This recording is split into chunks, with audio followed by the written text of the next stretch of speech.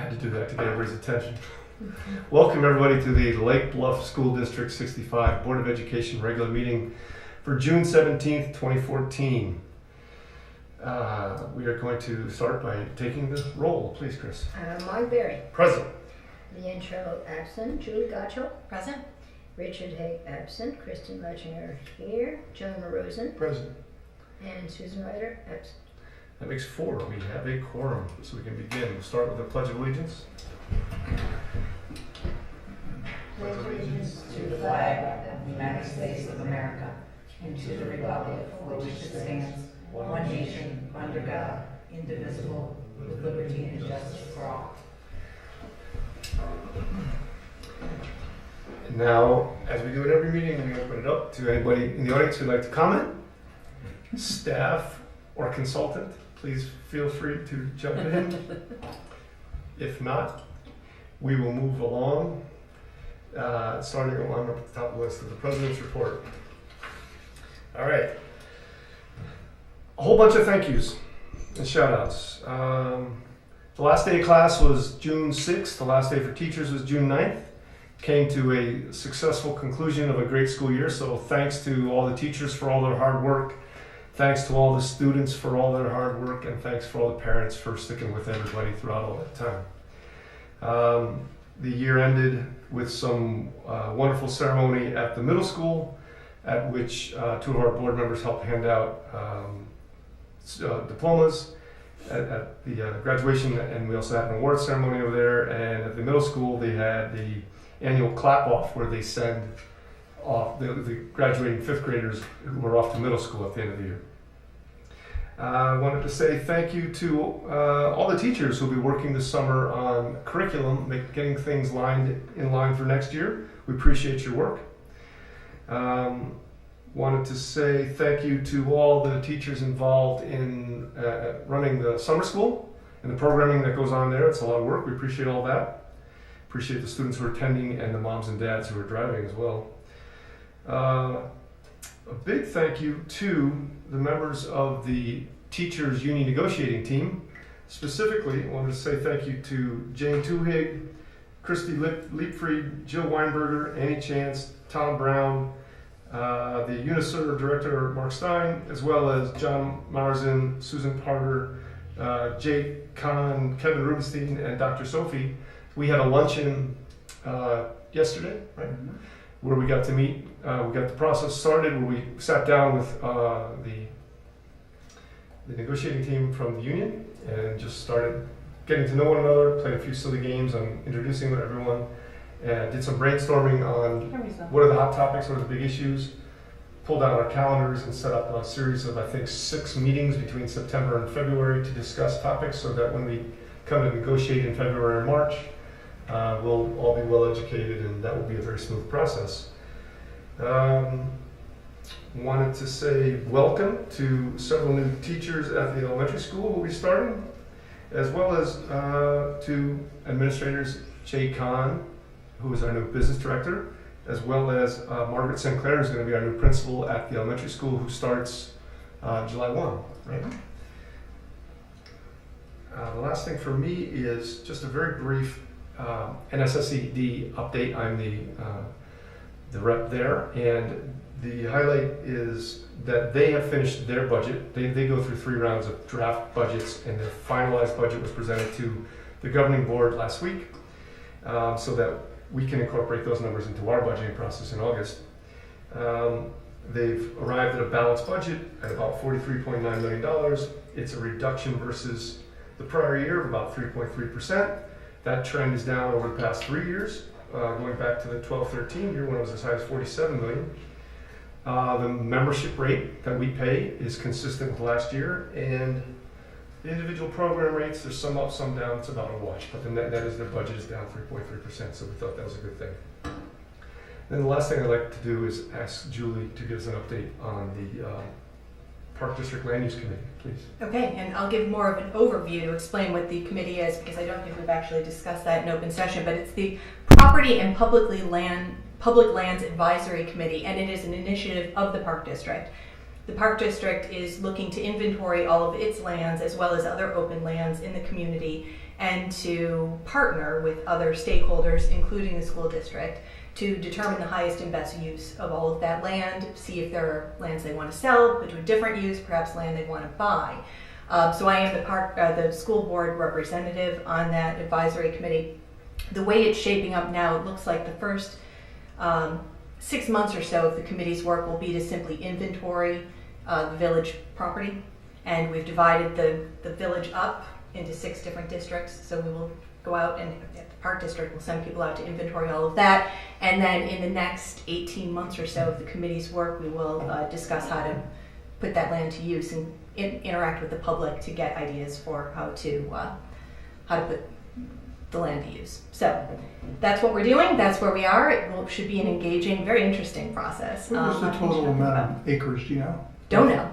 And it depends on what entity you're talking about, because as you will quickly learn, the park district territory is different than the school district territory, is different than the village boundaries, and so and IDOT's got some land in there, so it really is a lot to sort through.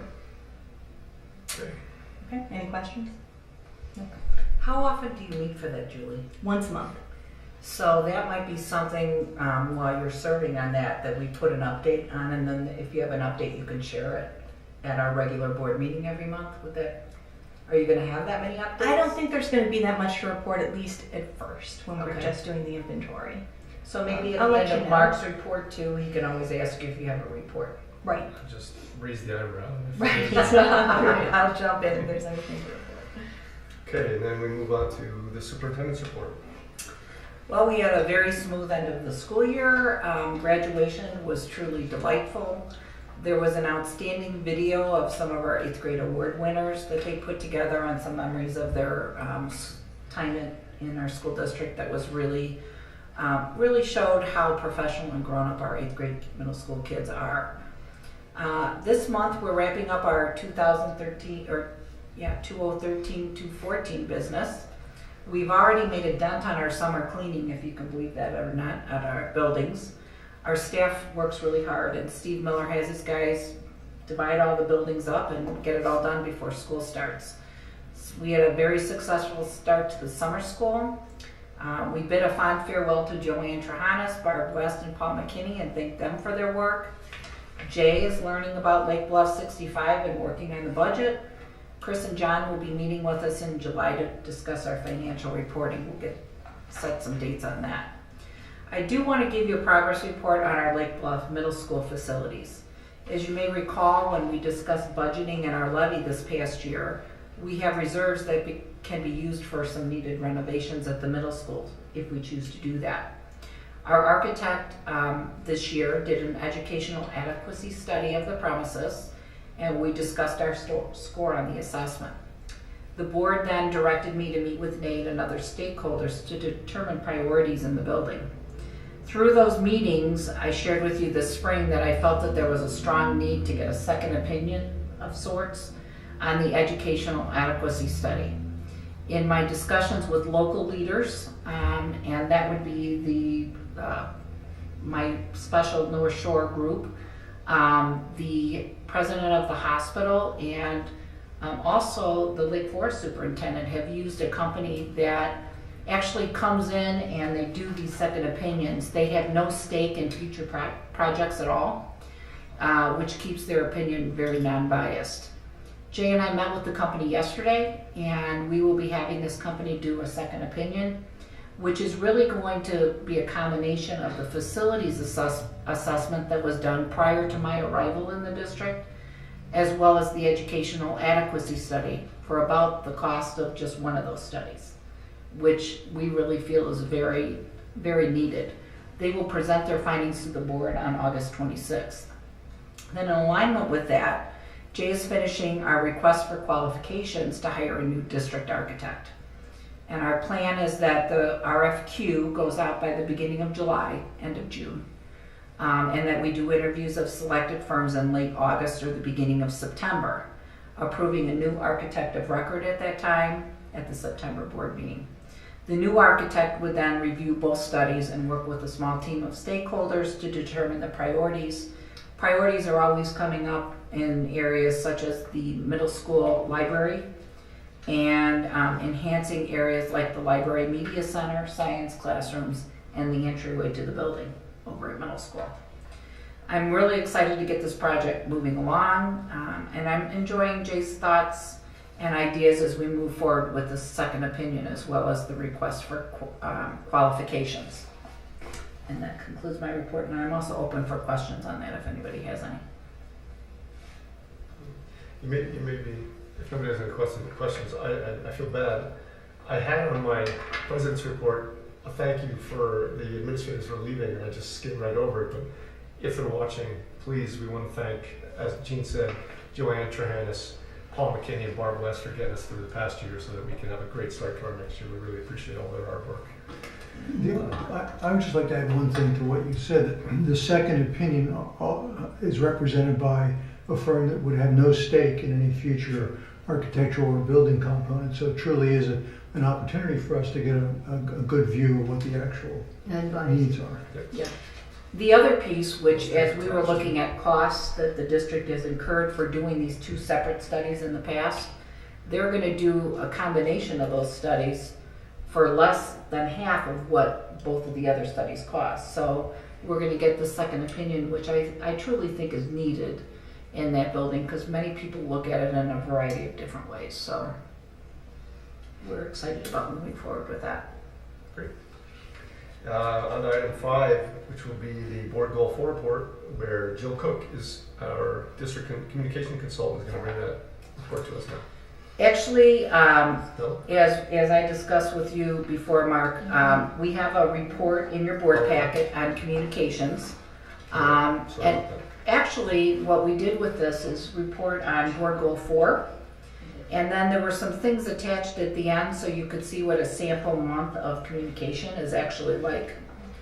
As you know, Jill has worked really hard and really brought in some excellent forms of communication. She's worked on our website. She actually works with the village and the park district on our On the Bluff newsletter. So what she did is she attached, like I said, her kind of monthly things that she does in the district. And then she also worked through and worked with me on a board update for strategic board goal 4. So you can see, with the exception of a couple that we moved to next year, one of my passions that needs to get on the calendar for next year is we need to schedule what I'm going to call our district advisory for excellence committee. And what that will be is representatives from the community that will come into our district once or twice a year, and we'll give them updates on everything going on. So that was one thing we put off. Other than that, we're ahead on a lot of these projects in here. So Jill, I want to commend you. You've really done a fantastic job. We are bringing some unity to our letterhead. We're bringing unity to our templates. And you're seeing our vision more. In fact, if you call our district office now, you're going to hear our little tagline when you get into the phone system. So we're bringing that forward. Do we have a theme song? Terry, can you sing? Because we'll put you on for that next. Jay can sing, no one heard. Has there been, one of our targets about a year ago was to make certain that we communicated more openly, more transparently. I'm just curious, with all this communication, there's quite a bit of it here. Have we gotten much feedback from the recipients of this information to tell us that we're on target, or we need to add something or subtract something? Jill, we're going to need to get you a mic though. And while you're getting the mic, I will share that I think almost all board members have received emails when the first On the Bluff newsletter went out. Many people sharing how excited they were that all 3 entities are working together. Lots of great information in there. Those went out last week, I think, in the mail. So the second edition is out. And so I will tell you the feedback on that has been very, very, very complimentary. Jill, you handle comments on our website. So what other kinds of feedback can you give us on that? Most of the time, the comments on the website. Thank you.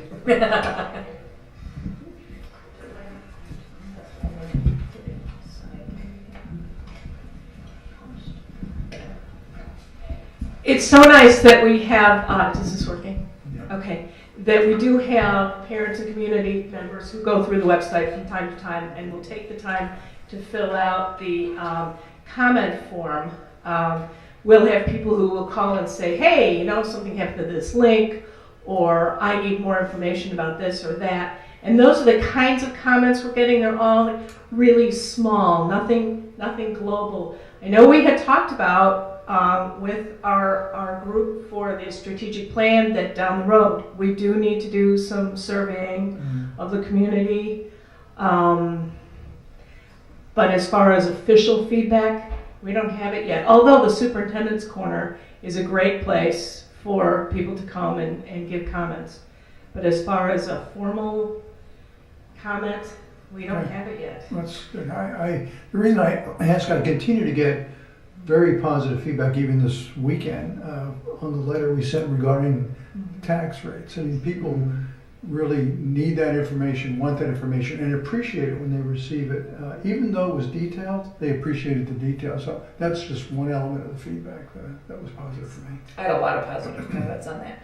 The other thing I'm learning is, and I don't remember offhand how many contacts we have in constant contact, but any community member that calls can be a subscriber to that. And then Jill monitors the response or the open rate.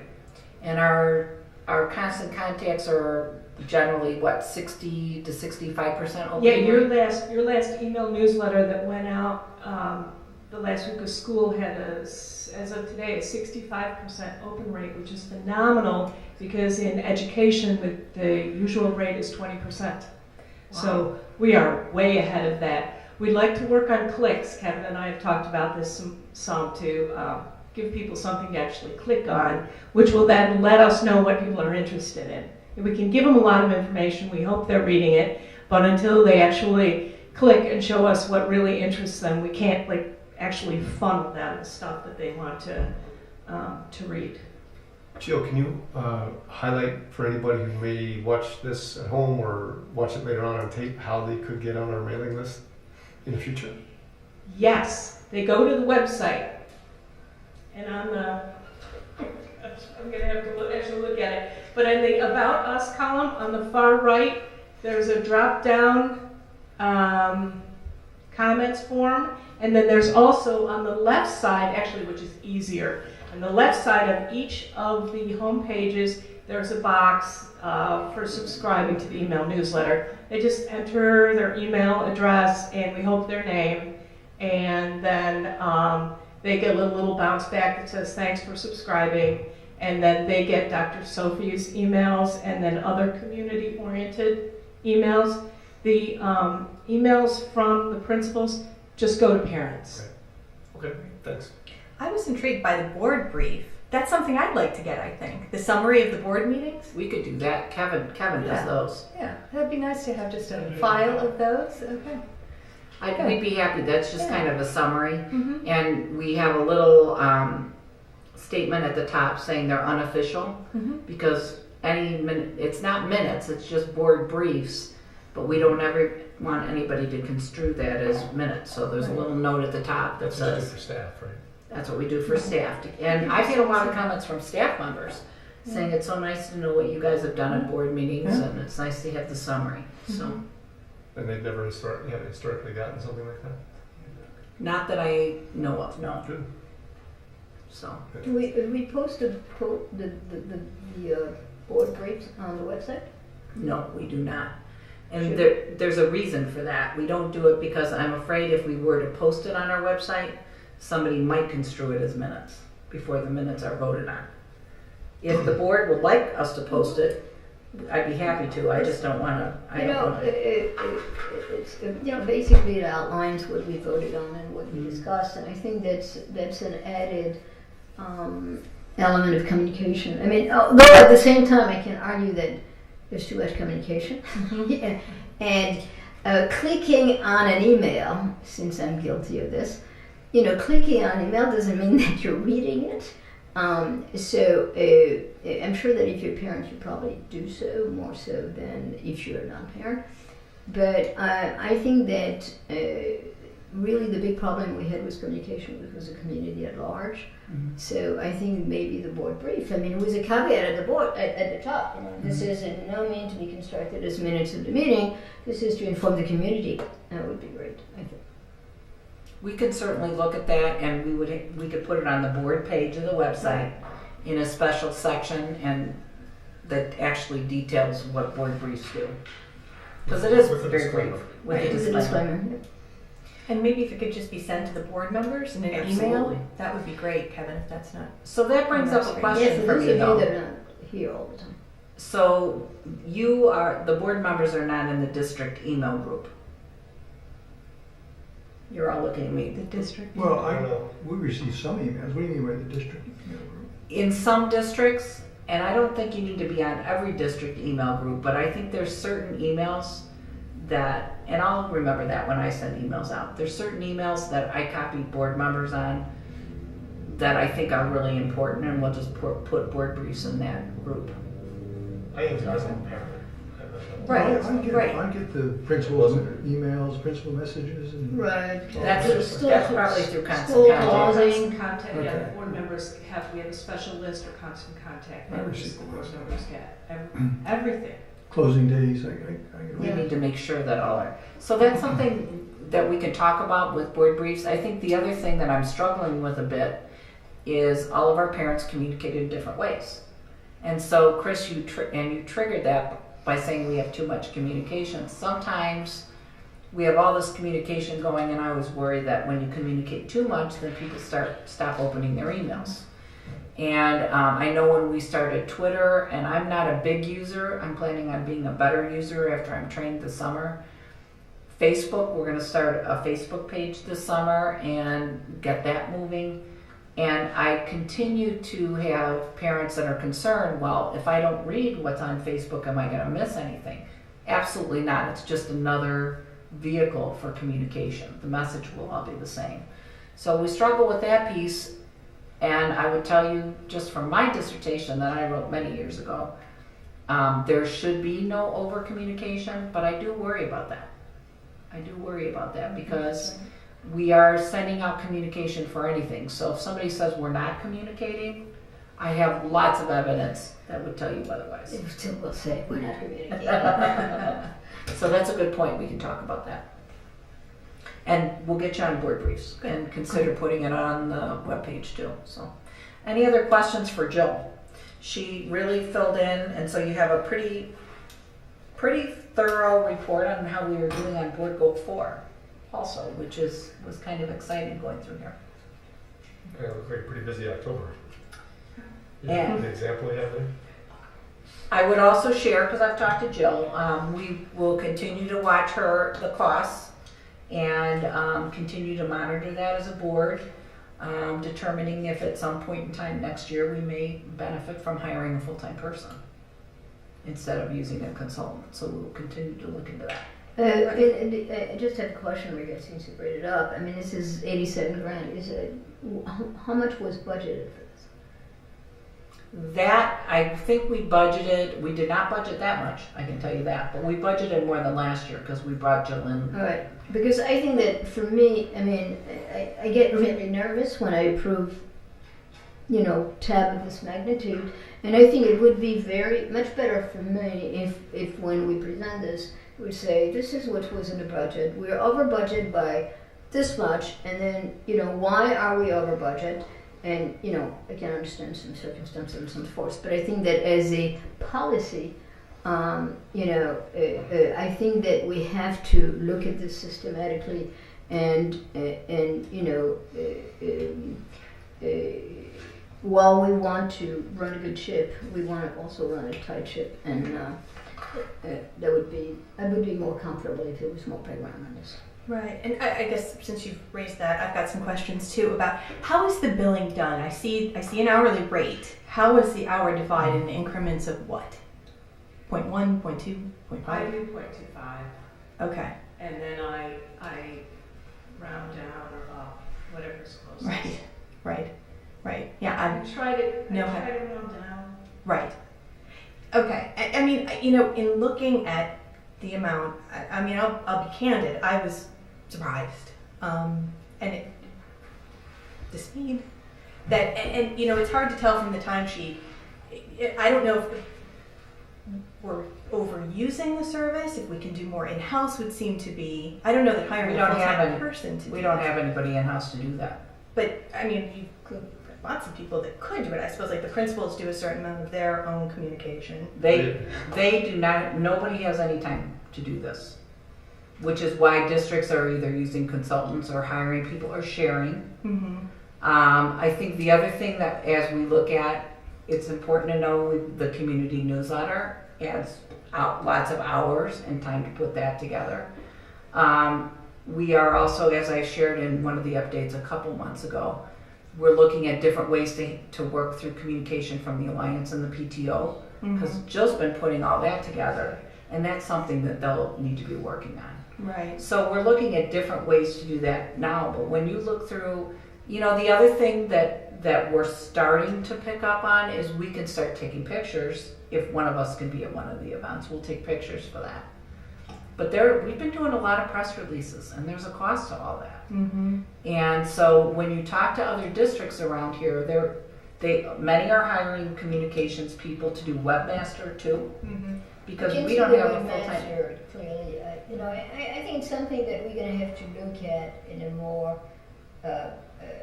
you know, intricate manner. I think, you know, Yes. because you know, do we have to memorialize every event, and in what manner do we do it, and to what extent can we delegate this to, you know, PTO or something like this, or Alliance? I don't know. Well, PTO and Alliance will be doing their own communication, which is But going to right save us some now, money. we put in the bill, is that what you're saying? Next year, no. Okay. This works So out. that's one thing we need to have a better sense, I believe. I just did a quick calculation on this. This works out to 48 and a half hours a week, a month, on average, I think. Right, 87, yeah, that's 48 hours a month. Times 150, That's, you know, times 12, yeah. I mean, I do a 48 lot hours of a month. communication for the department, so I, you know, All right, I mean, we should, when we get around to examining this, we need to look at what the details of the position Yeah. are, what the requirements are, what the hourly rates are, what the benefits might be that we have to pay if we bring someone on board. So it's a fully loaded sort of question. Sure. I don't think we intended Right. probing. And that's why, Jill, if you looked at Jill's contract, it's through the end of January. So we can start looking into that in a little bit more detail and, you know, can we scale back? I can tell you honestly, from the communication we're doing, there's nothing that I would scale back on. Because our parents really like to hear and want to hear on all these things. We are scaling back on the PTO and the Alliance. They're going to be doing their own, which they should be doing legally anyway. But for the So- cost of doing somebody working 1 week a month, we can have easily somebody full-time. There's another way to do that too, pick up on a lot of other things. You know, the webmaster. and Right. Well, we'll have to yeah, see how and that we're gonna plays have, out. I frankly don't know enough to No, make Well, any that's why we're knowledge. not we need to So, go into- but I think that's something we have to put on the agenda. Yeah. Right. Right. But that's what I wanted to make sure that I explained that Alright. when you look at Jill's contract. Because Okay. it looks funny that it's going through January 31st of next year, so. Well, 60,000 for this year? Do you and you don't have to answer this because I know you're just getting into it. Do you know what we have in the budget for next year for this? Okay. What's wrong with you? So, Jill, Yeah, tack on 3%. so I would say, you know, I'm very pleased at our progress. I think that many of the parent issues and the community issues on communication we've handled, but now we have new issues to talk through. So, but I will talk, Jill, our communication's been outstanding and I really appreciate all the work you've done. Any other questions for Jill? Thanks. Thank you. So, moving on to item 6A, approval of hazardous routes. This is a standard It's state really required title. hazardous bus routes, if I'm not mistaken. Yes. And maybe Jean It's actually, or it's just, Jay would like to elaborate on this if you're familiar with this. This- I don't want to catch you off guard, but or Jean. would you like to know it? Okay, if he'll need a microphone.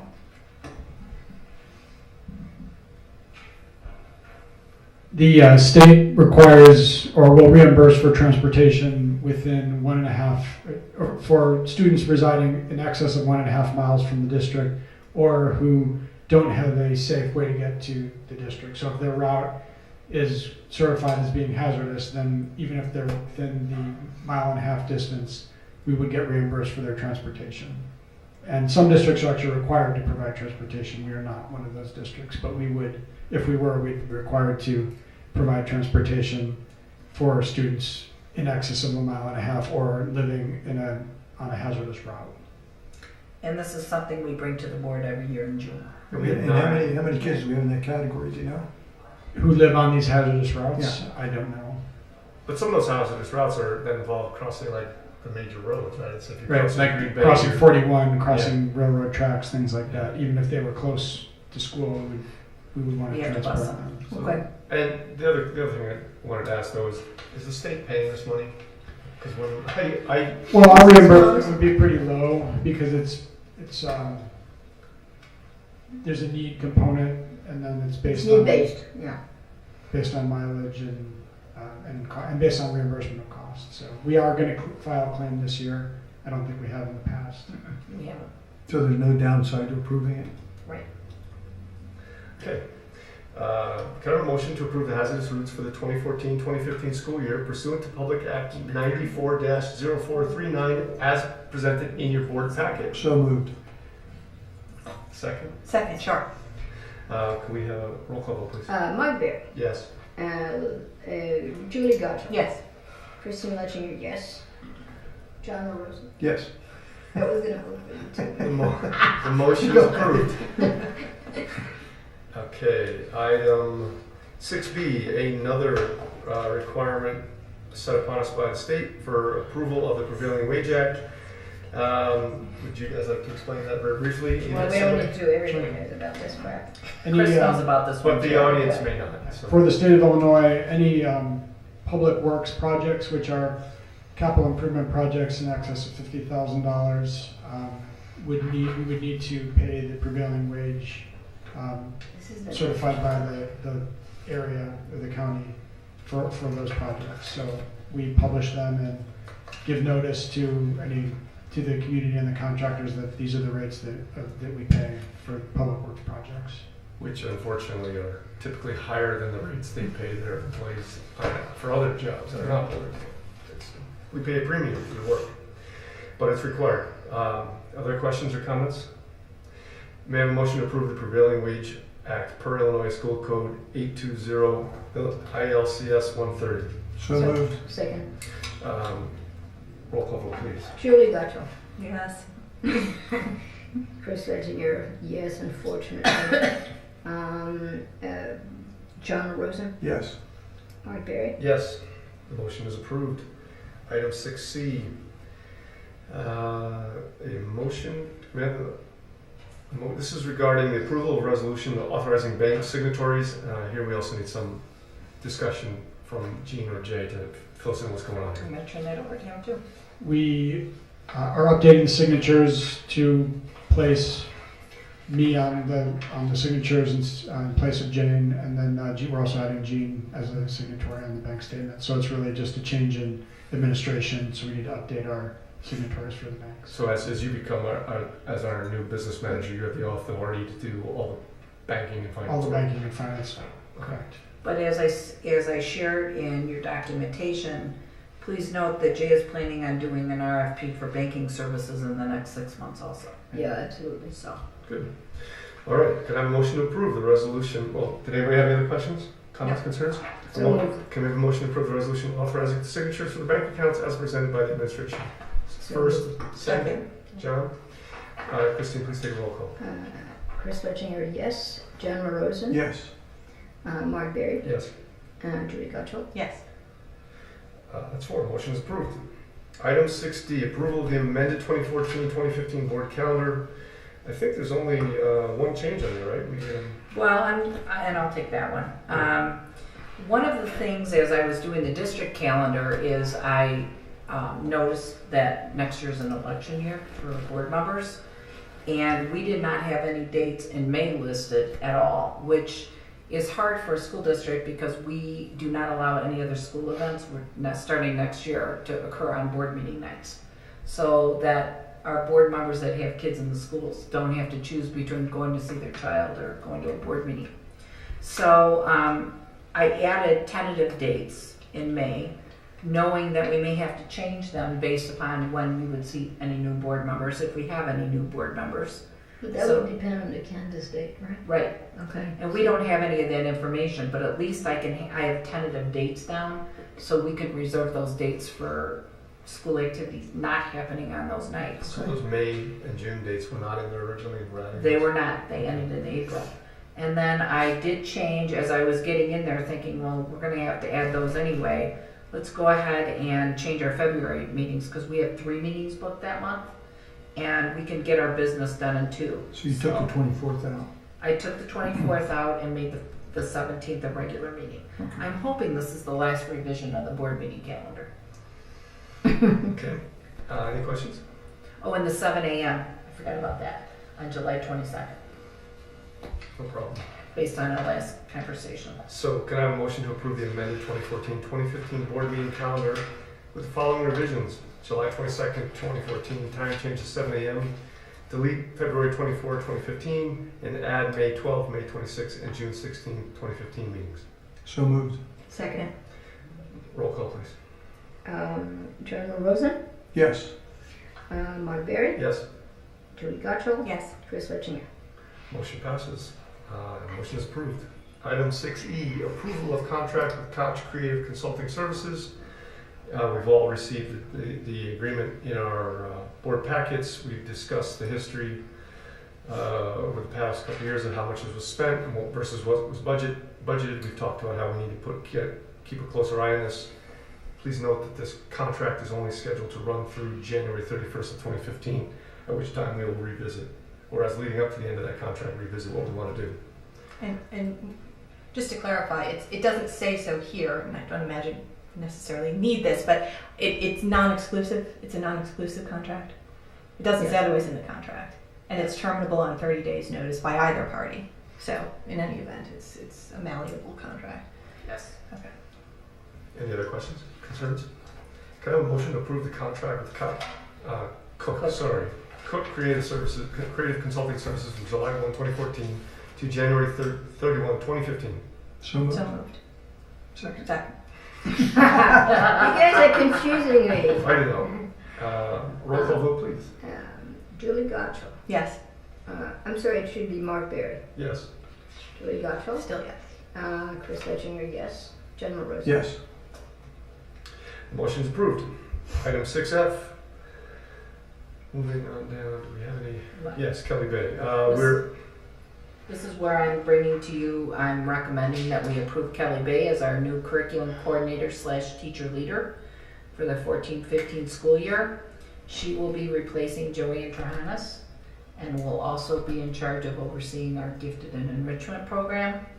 And she's already been doing many of the responsibilities and has worked with our consultants.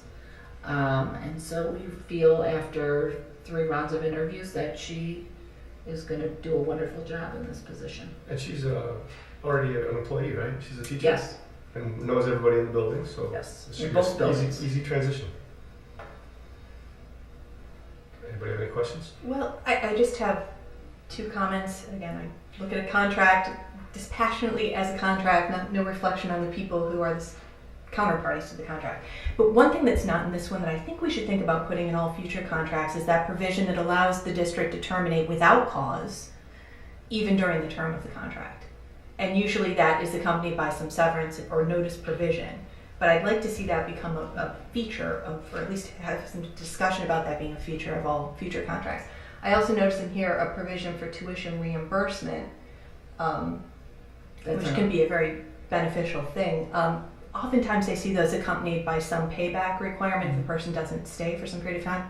I didn't see it in here. Maybe I overlooked it, maybe it's not there. It's not, they're not in our current ones. This is an exact copy of what all of our other administrators have. Mm-hmm. I think when we talk about administrative contracts, we may need to have Terry in, Mm-hmm. because with the exception of a superintendent contract, most administrative contracts don't have the clause you're talking about termination and severance during the school year. It'd be hard to get administrators for that, which is why the big rule for administrators is we have to have evaluations done by February 1st and notify an administrator if they won't be coming back by February 1st. Because really within the course of a school year, it would be hard to release someone during the course of a school year unless there was some kind of clause. But I'll have Terry come in and talk about that.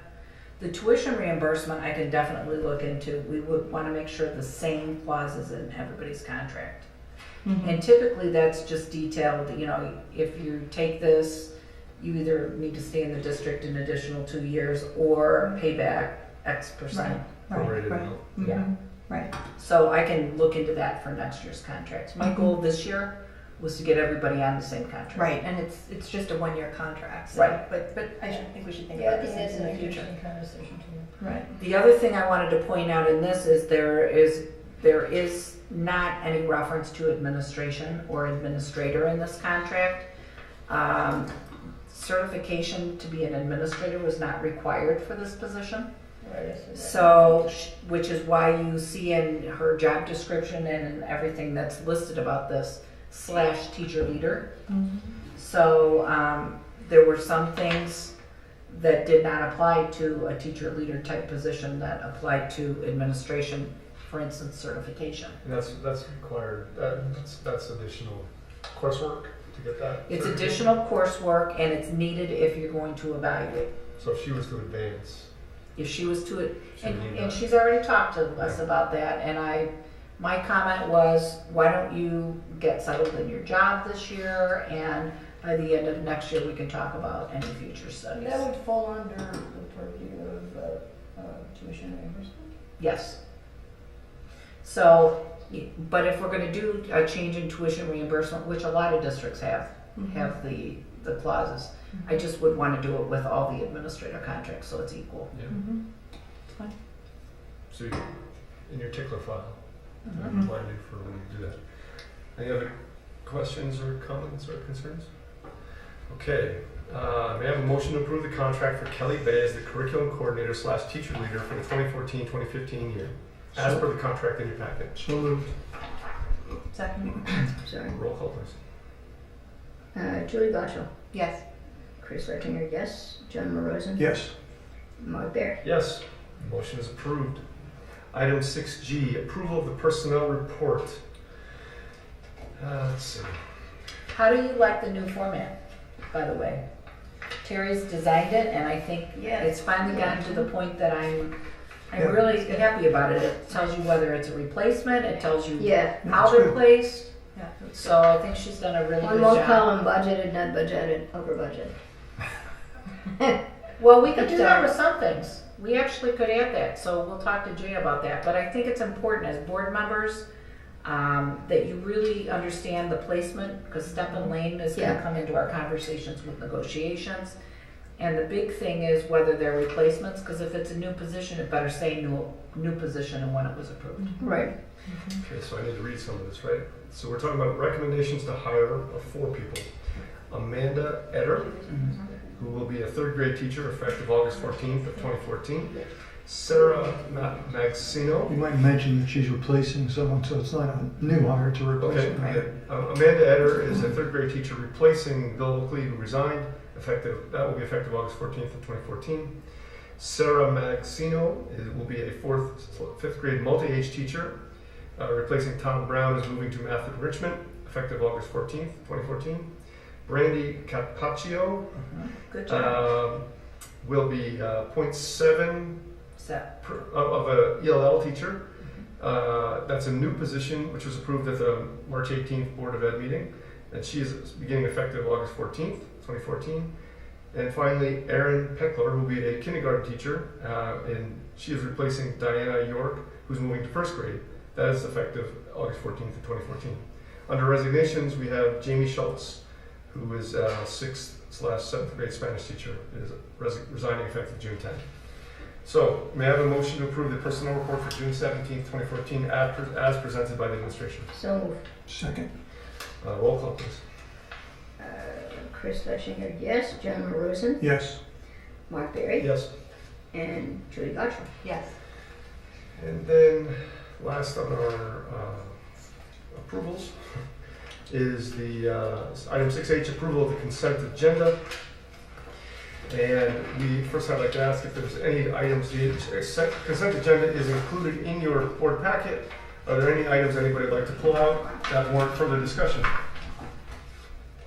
On tonight's consent agenda, we are including regular meeting minutes from May 27, 2014, the approval of the P card report, the approval of the bills payable, the approval of the treasurer's report, the approval of activity reports from Lake Bluff Elementary School and the middle school. May I have a motion to approve the consent agenda for June 17, 2014 as presented by the administration? So, Second. Roll call, please.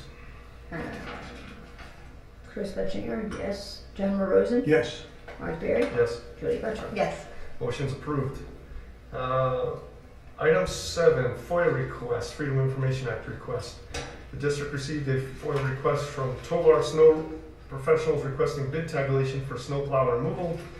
And this has to do with a bid we had not too long ago, right, for proposed snowplow removal services for the 13-14 school year. And we provided them with the information about all the bids as required under the law. Ready to stand here? And then we post all that on our website. That's on our website. And I just lost my place. Approval of Adjournment's DC next. report. I know, Oh, just public comments. want to ask if any of our remaining administrators or consultants would like to, or anybody in the audience would like to address the board, please do so now. If anybody at home would like to address the board, please don't hesitate to come or reach out to us. Our contact information is on the internet. Thank you.